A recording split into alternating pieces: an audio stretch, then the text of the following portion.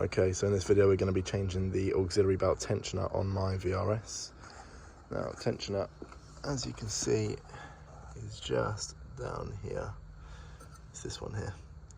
And this is rattling around. It's squeaking when it's cold. It's rattling under a low RPM load. It's very, very annoying. So I'll show you how we get that changed.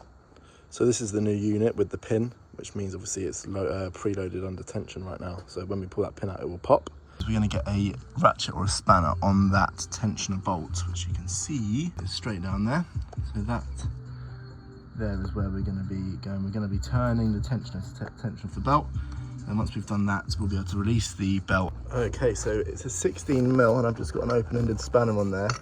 And if you get it on the bolt, and then you just push the spanner down, and you can see that we are going to be moving that tensioner. So we're going to take all the tension off and slip the belt off there as well. Okay, and then once you've had that pulled all the way forward, you'll be able to just pull the belt up and over the alternator. Okay, so from here, if we look down the side of the alternator, we'll see that below there is a bolt. That bolt in the middle of your screen there is the bolt for the tensioner. It's just a single bolt.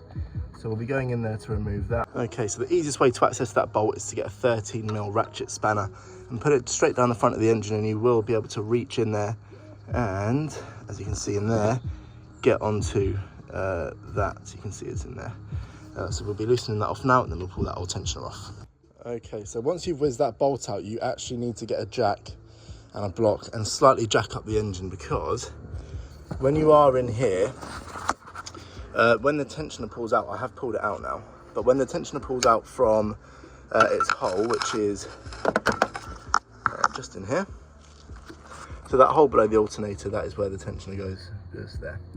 So when you try and pull that out, you actually hit the chassis leg there. So what you need to do is just slightly put some tension on the engine. So just a block of wood on the sump, a couple of pumps up, and then it does just literally come straight out where it is there. So I'm gonna get the new one now, feed that back in, and we'll do the same process in reverse. So this one that's come out the car is actually a VW part, so it's most likely original from when the car was new back in 2007. So I've gone for a Febby part, nice and quiet, so it should hopefully sort my issue out.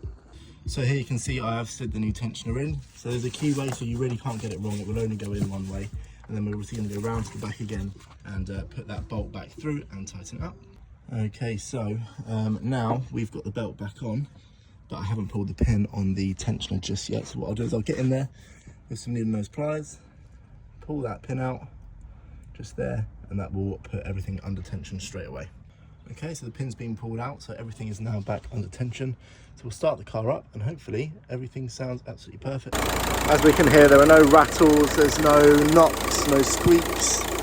The belt is looking spot on. Nothing to worry about. New tension is in. And that is the job complete.